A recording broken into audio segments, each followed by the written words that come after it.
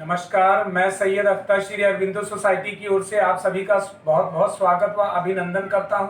हम आज शिक्षा में शून्य निवेश नवाचार कार्यक्रम ZIIEI द्वारा संकलित एक रोचक व अभिनव नवाचार के बारे में आपको बताएंगे। हम इनोवेटिव पाठशाला के अंतर्गत NCERT के प्राइमरी सेक्शन के कक्षा 3 की पर्यावरण अध्ययन की पुस्तक आसपास के पाठ 12 काम अपने अपने के नवाचार अभिनव शिक्षा तकनीक की गतिविधि मैं कौन हूं का इस वीडियो में क्रियान्वयन करेंगे। हम आशा करते हैं कि आप इस वीडियो को देखने के उपरांत इस नवाचार तकनीक को अपने विद्यालय व कक्षा में अवश्य लागू करेंगे। इस पाठ को ZIIEI के कई नवाचार गतिविधियों से पढ़ाया जा सकता है, परंतु आज हम इसे मैं कौन हूं से समझेंगे। आइए पाठ का सार समझते हैं। प्रस्तुत पाठ काम अपने अपने एक ऐसा पाठ है जिसमें विभिन्न प्रकार के व्यवसायिक कार्यों की जानकारी पर आधारित है। इस नवाचार की नवीनता यह है कि छात्रों को चित्र दिखाकर तथा सांकेतिक प्रश्नों व पहेलियों के माध्यम से संभावित निष्कर्ष निकाला जाता है, जिससे छात्रों में चिंतन विशेष क्षमता का विकास होता है।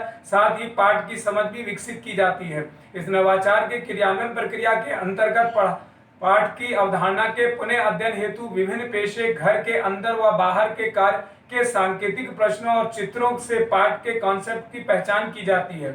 इस नवाचार की क्रियान्वयन अवधि के अंतर्गत इसे लागू करने में 20 मिनट का समय लगता है। साथ ही पूर्व प्रबंधन के लिए शिक्षक को पाठ से जुड़े हुए चित्र, पर्चियों, मकान, मोची, डॉक्टर, शिक्षक, डाकिया, नाई, पुलिस इत्यादि के चित्र की व्यवस्था करनी पड़ती है।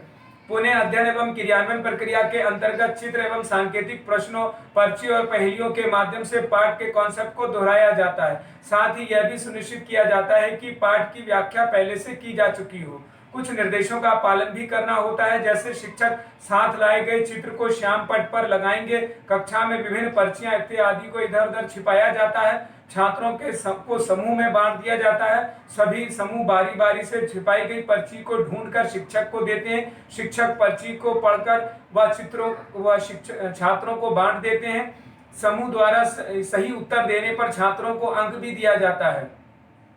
आइए अब समझते हैं कि इस नवाचार को किस प्रकार से लागू किया जाता है। माना शिक्षक छात्र को बनते हुए मकान का चित्र देते हैं तथा अन्य विद्यार्थी पर्ची वाले विद्यार्थी से प्रश्न पूछते हैं, जैसे कि क्या मैं पाठ से जुड़ी हुई कोई चीज हूं, तो पर्ची वाला विद्यार्थी कहता है हाँ। इसी प्रकार क्या मैं दूसरों को इंजेक्शन लगाता हूं, तो पर्ची वाला छात्र कहता है नहीं। अब अन्य विद्यार्थी फिर पूछते हैं कि क्या मैं सीमेंट मिलाता हूं, तो पर्ची वाला छात्र कहता है हाँ। फिर अन्य विद्यार्थी पूछते हैं क्या मुझे बनाने में बहुत से लोगों की जरूरत पड़ती है, तो पर्ची वाला छात्र कहता है हाँ। इस प्रकार अन्य छात्र फिर पूछते हैं कि क्या मैं मकान हूं, तब पर्ची वाला छात्र हाँ कहता है कि मकान है, और इस प्रकार से सही उत्तर प्राप्त होता है। सही उत्तर से सभी छात्रों में पारस्परिक संबंधों के मूल्य का विकास होता है और शिक्षक प्रत्येक सांकेतिक प्रश्नों के बाद पाठ की जानकारी के बारे में विद्यार्थियों को बताते हैं, जिससे कि विभिन्न गतिविधियों की सहायता से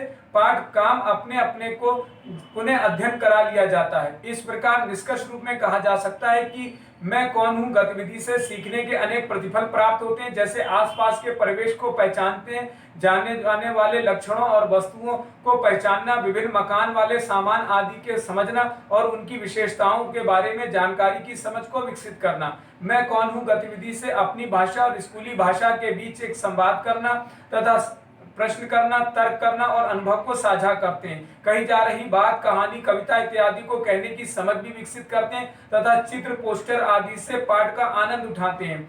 इस नवाचार में सभी छात्रों की भागीदारी सुनिश्चित होती है, सभी को समान अवसर प्राप्त होता है। इस नवाचार में पीआरटी अनुपात का तो ध्यान रखा ही गया है, साथ ही साथ NCF 2005 के उद्देश्यों को भी पूरा किया गया है। ये नवाचार विशेष आवश्यकता वाले बालकों के लिए भी उपयोगी है। शिक्षक पाठ काम अपने अपने को एक निर्धारित माह में ही पढ़ाते हैं। इस प्रकार इस नवाचार से छात्रों में गहन सोच के साथ आत्म जागरूकता, सृजनात्मकता के साथ पारस्परिक संबंधों के जीवन कौशल मूल्य का विकास होता है।